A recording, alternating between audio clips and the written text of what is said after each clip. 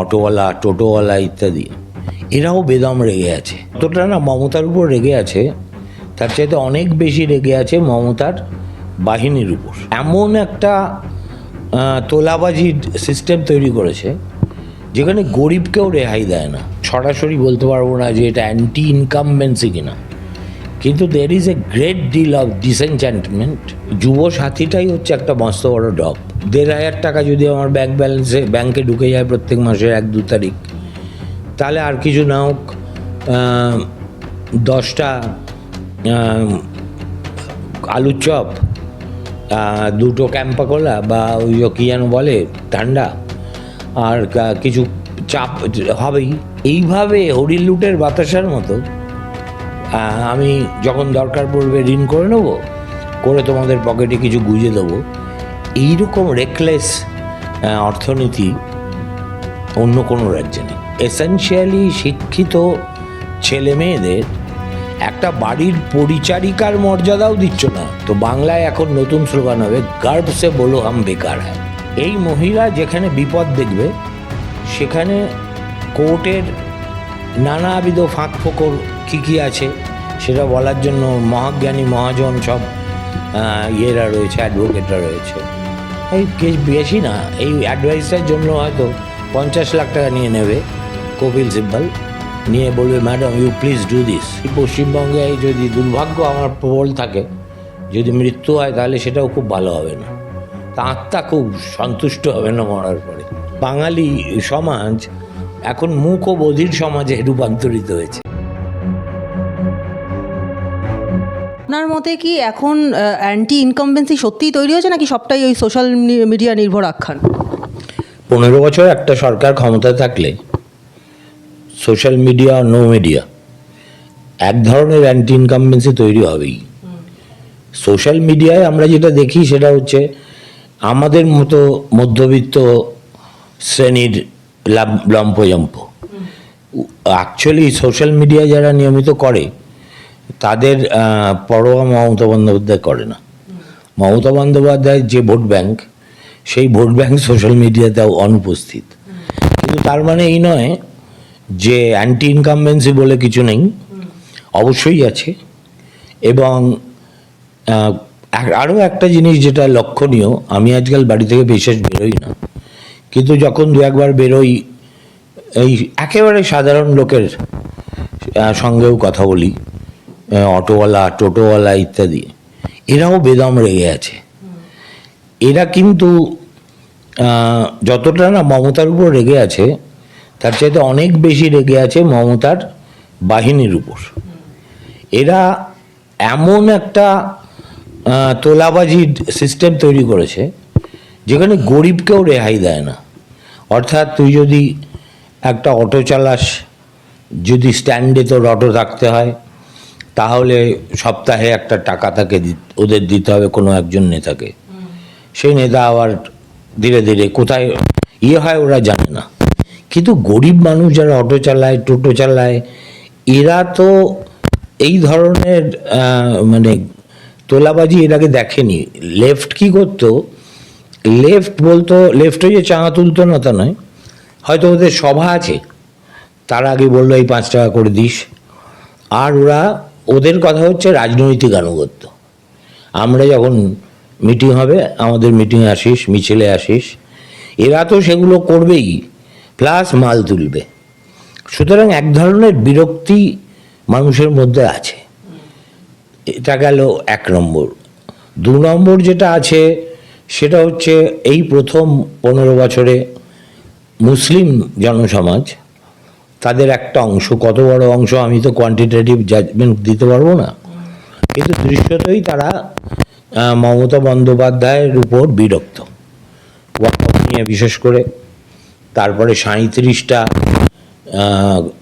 মুসলিম subcaste OBC list থেকে হঠাৎ করে বাদ যাওয়ায় এদের মধ্যে একটা সেন্স এসছে যে আমাদের দিদি নিছকই ভোট ব্যাংক ছাড়া আর কিছু ব্যবহার করে না। দিদিমণি ওই মুর্শিদাবাদে দাঁড়িয়ে বলেছিলেন যে এখানে ওয়াকফ অ্যাক্ট কেউ চালু করতে দেবে না, সব কিছুতেই উনি তাই বলে থাকেন। SIR করতে দেবেন না, SIR হলো, ওয়াক অফ করতে দেবেন না, তারপর ঠিক সেই সেন্ট্রাল ওয়াক অফ পোর্টালেই সবাইকে নাম তুলতে হচ্ছে। 37টা মুসলিম সাবকাস্ট যারা ছিল ওবিসির লিস্টে, হঠাৎ করে তাদের নাম যদি বাদ যায়, তাহলে এগুলো, এই সিগন্যালগুলো খুব খারাপ। এই যে মাদ্রাসার মাস্টাররা কলকাতায় বোধহয় আজকে 35-40 দিন হয়ে গেল বসে, 60 দিন ওই ইয়েতে কী বলে সিটি সেন্টারে দেয়, তারা তো বসেই গেছে। এবং তাদের যা বক্তব্য যেগুলো মিডিয়াতে আমি শুনি, সেগুলো রীতিমতো হোস্টাইল। এখন কথা হয়তো তাদের সংখ্যা খুব বেশি নয়, কিন্তু একজন মাদ্রাসার শিক্ষক মুসলমান সমাজে অত্যন্ত সম্মানের আসন গ্রহণ করেন। ফলে এক একটা মাদ্রাসার শিক্ষক is equal to a few hundred votes. তারা যখন গ্রামে গিয়ে বা শহরে গিয়ে যে মহল্লায় থাকে নিজেদের দুর্দশার কথা বলবে, তখন কিন্তু কোনো রকম ওই ববি হাকিমকে পাঠিয়ে আর জাভেদকে পাঠিয়ে সেই ক্ষতে প্রলেপ দেওয়া যাবে না। কিন্তু মমতার তো রাজনীতির তুরুপের তাস হচ্ছে লক্ষ্মীর ভাণ্ডার। এবার এলো তার সঙ্গে যুবসাথী। লক্ষ্মীর ভাণ্ডারে আমি যা দেখছিলাম বাজেট পেপারে 2,42,00,000 মহিলা নাকি এর বেনিফিশিয়ারি। ঠিক আছে, তারপরে এই যুবসাথীতে কতজন হবে আমরা জানি না। Budget allocated is 4,500 crores। একজনকে যদি মাসে 1500 টাকা দিতে হয়, তাহলে হয় বছরে 18,000 টাকা। তাতে কোনো অবস্থাতেই 25 লাখের বেশি লোককে দেওয়া সম্ভব নয়। তবে এই গভর্নমেন্টের পক্ষে সব সম্ভব। ভোটের আগে হয়তো দেখবি 25 লাখের জায়গায় যদি 50 লাখও হয় করে দেবে। ইতিমধ্যেই 13 লক্ষ নাম তো রেজিস্টার্ড হয়েই গেছে। তার মানে ভাব আরও কয়েকদিন বাকি আছে। 26 তারিখ যেতে যেতে ওটা মানে 40-50 লাখে পৌঁছে গেলেও আমি অবাক হব না। অন্যদিকে এই যে গ্রামের পর গ্রাম প্রায় যুবা শক্তিহীন হয়ে গেছে, বুড়ো বুড়ি থাকে, তাদের একটা ট্রিমেন্ডাস ফ্রাস্ট্রেশন হচ্ছে যে ভাই এ তো অদ্ভুত ব্যাপার, আমি বিয়ে করলাম আমার বর থাকে না, বাচ্চা মেয়েরা ভাবে আমাদের বাবা থাকে না, শিশুরা হয়তো বাবার সঙ্গে বছরে একবার ঈদের সময় দেখা হয়, নইলে দেখাই হয় না। সব মিলিয়ে দের ইজ এ, ইংরেজিতে যাকে বলে দের is A churning in the society. সেটা একেবারে আমি সরাসরি বলতে পারবো না যে এটা অ্যান্টি ইনকামবেন্সি কিনা, কিন্তু there is a great deal of disenchantment with this government. যেহেতু যুবসাথীর কথা বললেন, সেই জন্য আরেকটা প্রশ্নে আসি যে আজকে 48 ঘন্টায় 13 লক্ষ রেজিস্ট্রেশন ইতিমধ্যেই হয়ে গেছে এবং হাজার হাজার লক্ষ লক্ষ যুবক তারা বেকার ভাতার লাইনে দাঁড়িয়ে রয়েছেন। তাদের মধ্যে অনেকেই হয়তো এসএসসি চাকরি প্রার্থী ছিলেন বা এসএসসি পরীক্ষা দিয়ে আজকে চাকরিটা হারিয়ে ফেলেছেন, তারাও রয়েছেন। যারা এমএসসি কমপ্লিট করেছেন তারাও রয়েছেন। এরকম প্রচুর লোক দাঁড়িয়ে রয়েছেন। প্রশ্নটা এইখানেই যে তিনি তো বলে দিয়েছেন যে 1500 টাকা করে বেকার ভাতা দেবেন। এবার এই দেওয়ার কথা যেখানে, সেখানে এত লোকজন দাঁড়িয়ে পড়ছে, এবার এটা ডিজাস্টার হয়ে যাবে না তো? আমার হিসেবটা হচ্ছে 25 লক্ষ লোককে দিতে পারে। বাজেটে যে প্রভিশন আছে 4,500, এখন 25 লাখ তো এই রেটে 4-5 দিনই হয়ে যাবে মনে হচ্ছে। সুতরাং শেষ পর্যন্ত ফিগারটা কোথায় গিয়ে দাঁড়াবে আমি জানি না। যদি না সকলকে অ্যাকোমোডেট করতে পারে, তাহলে যারা পেল না তাদের মধ্যে একটা হ্যাভ অ্যান্ড হ্যাভ নটসের লড়াই হবে।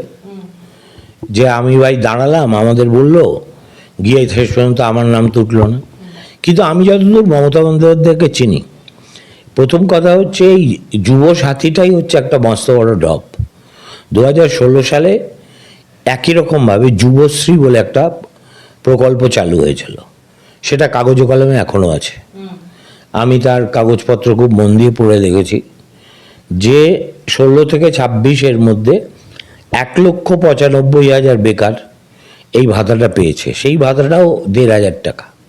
ঠিক আছে, এখানে যেমন রয়েছে যে মাধ্যমিক পাশ করলেই হবে, যুবশ্রীতে আছে যে এমপ্লয়মেন্ট এক্সচেঞ্জের খাতায় নাম থাকতে হবে, ওই রেজিস্ট্রেশনটা বাধ্যতামূলক। আমার বক্তব্য হচ্ছে এখনো পর্যন্ত একটা প্রকল্প যেটা সরকারি ঘোষণা করেছিল 2016, যেটা আজকে পর্যন্ত স্ক্র্যাপড হয়নি, সেই অবস্থায় তুমি আবার একই জিনিসের জন্য আরেকটা প্রকল্প কী করে চালু করো? মানে it is just like a new wine in the old bottle. তার ফলে এই গভর্নমেন্ট যেহেতু ভেরি আনস্ক্রুপুলাস, এবং মমতা যদি দেখে যে আচ্ছা 50 লক্ষ লোক আবেদন করেছে, তাহলে চিফ সেক্রেটারিকে বলবে তাহলে মাসে কত টাকা লাগবে, মাসে হয়তো দেখা যাবে 600-700 কোটি টাকা লাগবে। বলবে অন্তত এপ্রিল আর মেতে তো দাও, তাহলে আমার ভোটের বৈতরণটা হয়ে যায়। তারপরে ভোটের পরে পেলো কি না পেলো সেটা নিয়ে আর কেউ কোনো কথা বলবে না। কেননা মমতা বন্দ্যোপাধ্যায় যতগুলো প্রমিস করেছে, যেমন আমাদের মনে আছে সেই যেমন চাকরিহারাদের ক্ষেত্রে সেই নেতাজি ইন্ডোর স্টেডিয়ামে ওখানে দাঁড়িয়ে একজন মুখ্যমন্ত্রী বলেছিলেন প্রথমে যোগ্যদেরটা দেখব, তারপরে অযোগ্য দেখব, এবং আমি বেঁচে থাকতে একজনের চাকরিও যাবে না। How do you believe this kind of a person? এবং আমি সামান্যই ফিডব্যাক পেয়েছি। আমাকে একটা বাঁকুড়ার ছেলে, আমার সঙ্গে তার মাঝে মাঝে টেলিফোনে কথা হয়, হোয়াটসঅ্যাপে মেসেজ করে, খুব ভালো ছেলে, বাচ্চা ছেলে। সে বলছে দাদা আমিও নিয়ে এসছি, কিন্তু আমাকে বাবা খুব ঝেড়েছে, বলেছে খবরদার তুই এটা জমা দিবি না, আমাদের বাড়ির একটা মান সম্মান আছে, সুতরাং না খেতে পেয়ে থাকবি তাও ভালো, তবু এটা নিবি না। আমি বললাম কীরকম রিয়াকশান দেখলে? বলছে সবাই নিচ্ছে কিন্তু সবাই দিদিকে গাল দিচ্ছে। বলছে দিদি তো আর নিজের পকেট থেকে দিচ্ছে না, আমাদেরই ট্যাক্সের টাকায় আমাদেরই ফেরত দিচ্ছে। তো শেয়ানা আছে লোকজন যথেষ্ট শেয়ানা। তো ওখানে তৃণমূলের একটা ছোটোখাটো নেতা ছিল, তারা বলেছে তাহলে তোদের নেওয়ার দরকার কি? তখন বলেছে দিদিকে বলো আমরা যে যে জিনিস ব্যবহার করি তার থেকে যেন জিএসটিটা না নেয়, যদি দিদি কর তুলে দেয় আমাদের উপর তাহলে আমরা আবার এটা নেব না। সুতরাং এটা বাঁকুড়ার সারেঙ্গার রিয়াকশন বলছি, এগুলো হচ্ছে ছোটো ছোটো রিয়াকশন। আরেকজন আমাকে বোধহয় কোনো গুরু ঠাকুরে মেসেঞ্জারে একটা লম্বা মেসেজ দিয়েছে যে তার বর্তমান অবস্থা কি, কিন্তু তার নামের আগে ডক্টর আছে, ফলে তিনি একটা নৈতিক দোলাচলে আছেন, নেওয়া উচিত কি উচিত নয়। এবং আমাকে গুরু ঠাকুরে লিখেছেন আপনার কি অভিমত? আমি লিখেছি নেবেন না। তারপরে আর কিন্তু কিছু বলেনি, ঠিক আছে? সুতরাং যারা নিচ্ছে তারা অত্যন্ত ম্লান মুখে নিচ্ছে, এবং ভিতরে ভিতরে একটা রক্তক্ষরণ হচ্ছে তাদের। কিন্তু ওই আর কি, মানে কিছু নেই মামার চেয়ে কানা মামা ভালো। 1,500 টাকা যদি আমার ব্যাংকে ঢুকে যায় প্রত্যেক মাসের 1-2 তারিখ, তাহলে আর কিছু না হোক 10টা আলুর চপ, 2টো ক্যাম্পা কোলা বা ওই কি যেন বলে ঠান্ডা, আর কিছু চাপ হবেই।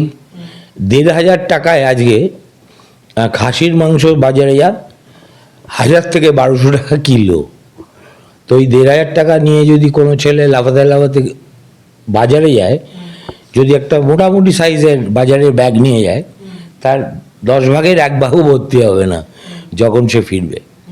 সুতরাং এটা একটা অত্যন্ত অপ্রতুল হাস্যকর একটা অন্যান্য ভারতবর্ষের রাজ্যে যে এই ধরনের আছে, তেলেঙ্গানায় আছে, রাজস্থানে আছে, এরা কিন্তু ওই রকম বেপরোয়া যে যাকে খুশি এই লক্ষ্মীর ভাণ্ডারের মতো এই 10তলা বহুতলে যে মহিলারা থাকে তারাও নেয়, আবার গ্রামের একদম গরিব গুরব মহিলা তারাও নেয়।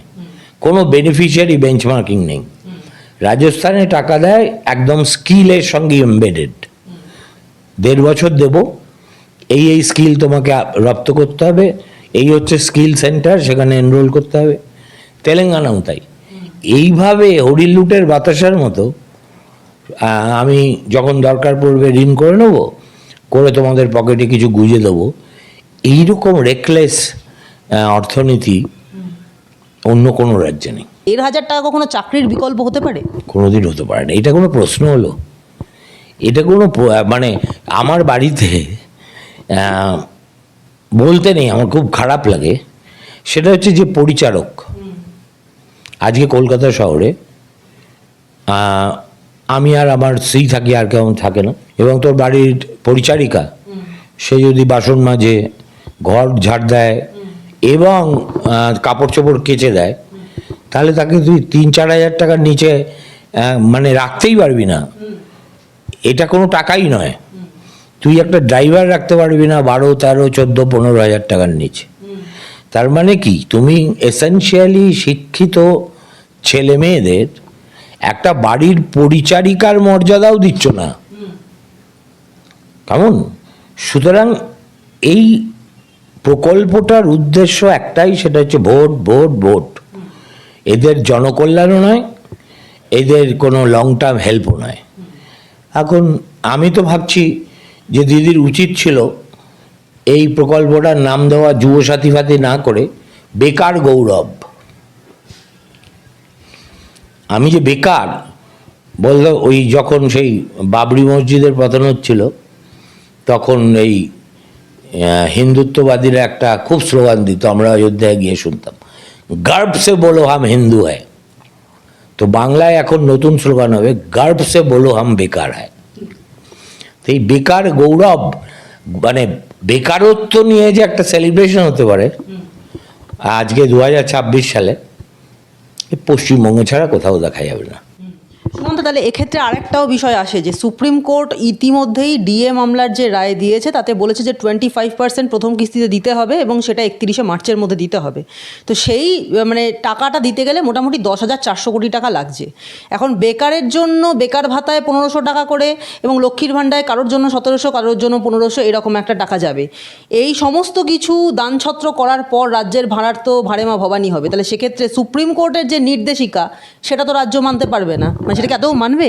রাজ্য সরকার কোনো কোর্টেরই নির্দেশিকা মানে না। এরা কোনো না কোনো ছিদ্র দিয়ে এই জিনিসটাকে আরও বিলম্বিত করবে। 31শে মার্চ মানে প্লিজ ডোন্ট ফরগেট যে ততদিনে নির্বাচনের নির্ঘণ্ট বেরিয়ে যাবে। This government will become lame duck. নির্বাচন কমিশনের কাছে অ্যাডমিনিস্ট্রেশন চলে আসবে।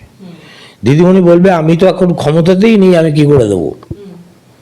1, 2 নম্বর, আমি লিখে দিতে পারি এরা রিভিউ পিটিশন করবে, ঠিক যেমন ওই 26,000 ছেলেপিলের চাকরির ক্ষেত্রে করেছিল, করে মিথ্যে কথা বলে যাচ্ছিল ক্রমাগত। এই রিভিউ পিটিশনের রেজাল্টটা বেরোক, তারপরে আমরা দেখছি। হ্যাঁ, রিভিউ পিটিশন সুপ্রিম কোর্টে 10-এর মধ্যে 9.9 ওয়েস্টফেয়ার বাস্কেটে ফেলে দেয়। এটাও তাই হবে। রিভিউ পিটিশন যখন ফেল করবে তখন আমার ধারণা এরা কিউরেটিভ পিটিশনে যাবে। কিউরেটিভ পিটিশনের মানে হচ্ছে তখন গিয়ে বলবে, হুজুর আপনি যে কমিটি তৈরি করে দিয়েছেন ফর ডিসবার্সমেন্ট অফ 75%, তাতে আমাদের পশ্চিমবঙ্গ সরকারের কোনো প্রতিনিধি নেই, দয়া করে একজনকে চিফ সেক্রেটারিকে আপনি এর মেম্বার করুন। আরও কিছু সময় যাবে। সুতরাং এই মহিলা যেখানে বিপদ দেখবে সেখানে কোর্টের নানাবিধ ফাঁক ফোকর কী আছে সেটা বলার জন্য মহাজ্ঞানী মহাজন সব ইয়েরা রয়েছে, অ্যাডভোকেটরা রয়েছে। এই কেস বেশি না, এই অ্যাডভাইসটার জন্য হয়তো 50 লাখ টাকা নিয়ে নেবে কপিল সিব্বল, নিয়ে বলবে madam you please do this, করে দেবে। সুতরাং আর রাজ্য সরকারি কর্মচারীদের অবস্থাও ততই বছর। প্রথম কথা হচ্ছে এদের মধ্যে কোনো ইউনিটি নেই, কেমন? আর রাজ্য সরকারি কর্মচারী বলতে অনেক কিছু বোঝায়, যেমন যারা একদম ডাইরেক্ট সরকারের চাকরি করে, তাছাড়া আছে শিক্ষকেরা সবাই হচ্ছে সরকারি কর্মচারী, পুলিশ সবাই সরকারি কর্মচারী, পুরসভা সরকারি কর্মচারী, because they are all aided, কেমন? কিন্তু এদের মধ্যে এই যে সংগ্রামী ঐক্য মঞ্চটঞ্চ আছে, সেটাতে আমি এই ভাস্কর ঘোষ এই টাইপের খুব 2-4 জন কমিটেড নেতা ছাড়া সাংঘাতিক কিছু একটা ঐক্যের ডেমনস্ট্রেশন ওরা আজ পর্যন্ত করতে পেরেছে বলে আমার মনে হয় না। নইলে যদি রাজ্য সরকারি কর্মচারীরা চাইতো তাহলে কিন্তু এই বেকার ভাতার যে শিবির এটাকেই ভেস্তে দিতে পারতো, ওদের যদি ওদের সেই দম থাকতো যে ভাই ওদের দিয়েই তো করাতে হচ্ছে, ওখানে বিডিও বসে আছে, বিডিওর অফিসের যারা কর্মচারী তারা বসে আছে, তারাই ফর্ম বিলি করছে, বলছে আপনি আমাদের দিয়ে দেবেন না, আমরা যাবই না। তাকে তো আন্দোলন বলে। সেই ধরনের আন্দোলন কি হয়? এখানকার আন্দোলন হচ্ছে একটা ম্যারাব বাঁধো, ম্যারাব বেঁধে শীত গ্রীষ্ম বর্ষা ওখানে বসে থাকো, আর পালা করে করে বসে থাকো। যে দিনে থাকবে সে রাতে থাকবে না, যে রাতে থাকবে সে দিনে থাকবে না। এটাকে সেই কংগ্রেস যখন নতুন জন্ম হয়েছিল 1885 সালের পরে, এবং ব্যারিস্টাররা তার নেতৃত্বে ছিলেন, তখন তারা অ্যাজিটেশন বলতে বুঝতেন একটা করে পিটিশন জমা দাও ইংরেজদের কাছে। তো এটাকে ঐতিহাসিকরা বলতেন প্রেয়ার অ্যান্ড পিটিশন অ্যাপ্রোচ। এই ওই আর কি একজন হাফ নেকেড ফকির সাউথ আফ্রিকা থেকে নেমে ওই প্রেয়ার অ্যান্ড পিটিশনের এইসি করে দিল। হি টার্নড ইন্টু কংগ্রেস ইন্টু এ মাস মুভমেন্ট। কেমন এদের আমার বক্তব্য, আরেকটা বক্তব্য আছে, এই যে এত মানুষের এত অপ্রাপ্তি, এত বঞ্চনা, সাধারণভাবে সমাজে তো তার কোনো অনুরণন নেই। হ্যাঁ, এই পশ্চিমবঙ্গ আমার দেশ নয়। ওই যেমন নবারুণদা লিখেছিল, এই উপত্যকা আমার দেশ নয়। হ্যাঁ, এটা এই পশ্চিমবঙ্গে আমি জন্মায়নি।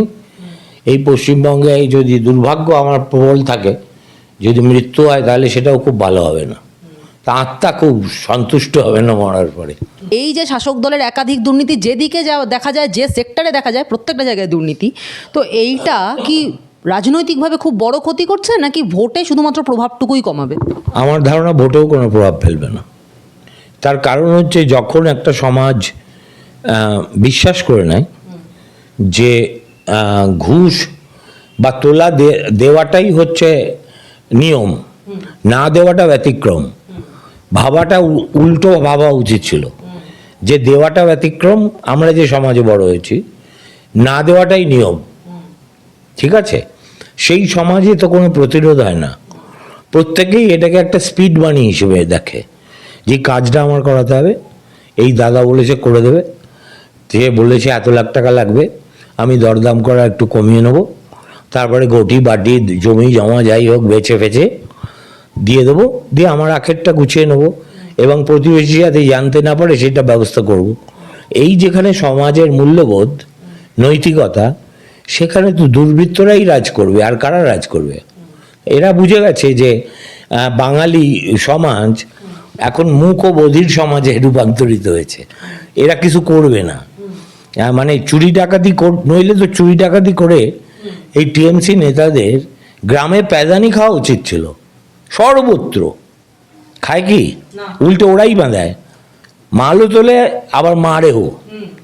সুতরাং এই যেখানে সমাজের বদল হয়েছে, সেখানে তো এটা ওয়ে অফ লাইফ।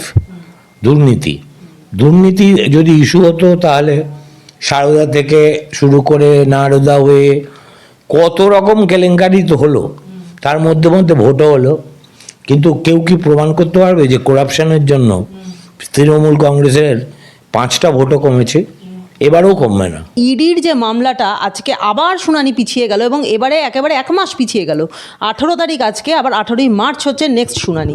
এই যে পরপর মামলা পিছিয়ে যাচ্ছে ইডির মামলাতে, এবং আজকে ইডির কাছে সমস্ত কিছু থাকার পরেও তারা আজকে জমা দিতে পারলো না, এটা কি রাজনৈতিকভাবে ইচ্ছাকৃতভাবে কালক্ষেপ করা, নাকি ইডির এর মধ্যে কোনো রকম স্বার্থ আছে, যে স্বার্থের জন্য তারা মানে এইরকমভাবে ইচ্ছে করে ভুলটা করে যাচ্ছে?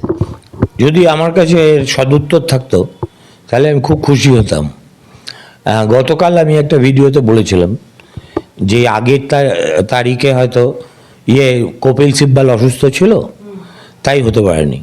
তো এমন হতেই পারে যে আজ বলবে যে অভিষেক মনু সিংভি খুব অসুস্থ, তাই একটু অ্যাকোমোডেট করা হোক। আমি দেখলাম ওদের তরফ থেকে সেটা হলো না, হলো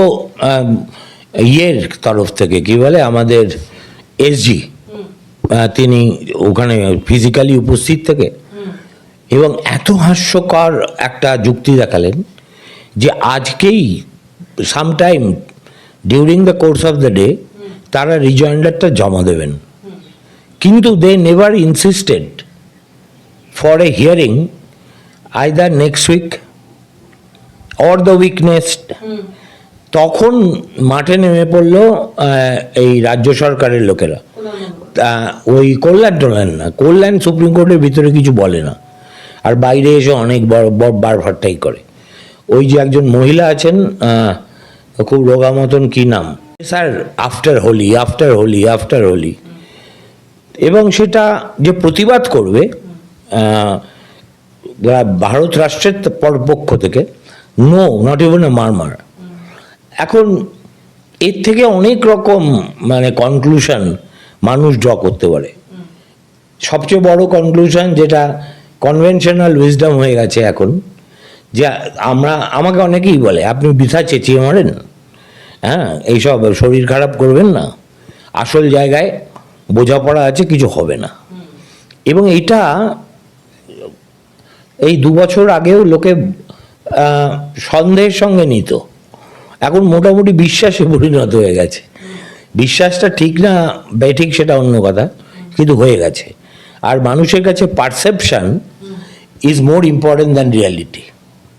তেমন অনেক সময়ই দেখা যায় যে যেটা রটে সেটা সত্য নয়, কিন্তু এমনভাবে রটে যে by the time people realise যে না, এটা বিশ্বাস করা ঠিক হয়নি, ড্যামেজ ইজ ডান। এটা 1 নম্বর। 2 নম্বর হচ্ছে, আজকে পর্যন্তই বা অপেক্ষা করবে কেন? আমি এই মামলাটা খুব ক্লোজলি ফলো করছি। ইডির যে অরিজিনাল পিটিশন, তার পাল্টা পিটিশন মমতার পক্ষ থেকে এবং রাজ্য সরকারের পক্ষ থেকে জমা পড়েছে আজ থেকে 15 থেকে 20 দিন আগে।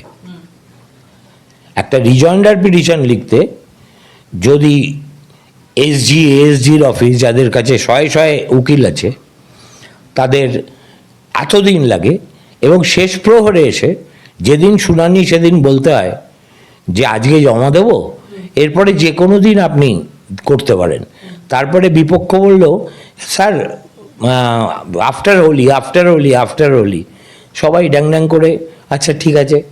ওই যে মিস্টার রাজু, যিনি আজকে ভার্চুয়ালি অ্যাপিয়ার করেছিলেন, সিদ্ধার্থ লুথরা প্রথমেই বলার চেষ্টা করলো যে দেয়ার পিটিশন ইজ নট মেনটেনেবল।